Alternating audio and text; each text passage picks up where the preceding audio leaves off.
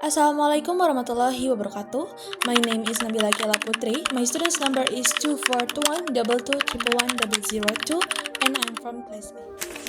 Hi, in this video, I want to talk about intercultural communication, especially about gesture differences or body language between Indonesian people and people from other countries.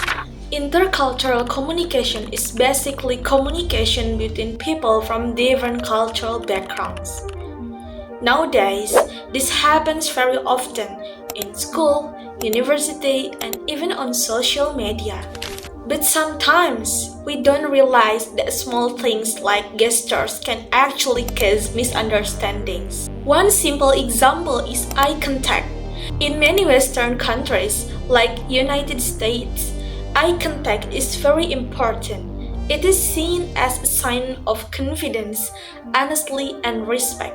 So, if someone avoids eye contact, they might be seen as not confident or not serious.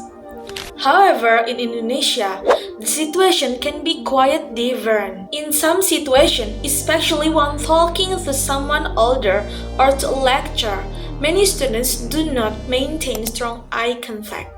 Sometimes, it's not because they are being disrespectful, but because they feel nervous, shy, or not confident.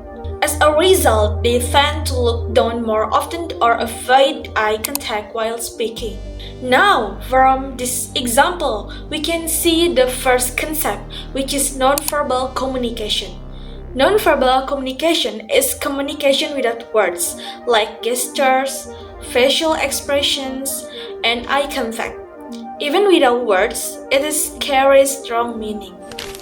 The second concept is cultural differences in meaning. The same gesture can have different meaning in different culture.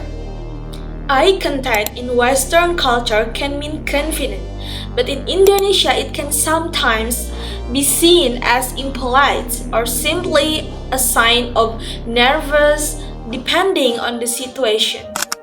The third concept is misinterpretation.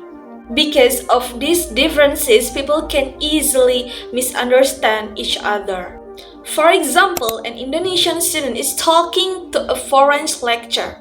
The student avoid eye contact because they feel nervous and want to be polite. But the lecturer might think that the student is not confident or not prepared.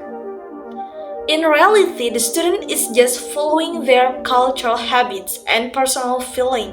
So the problem is not the behavior itself, but how people interpret it. To avoid this kind of misunderstanding, we need to be more aware that different cultures have different ways of communicating. We should not judge some too quickly based on just one gesture. Instead, we should try to understand the context, and if needed, we can ask politely.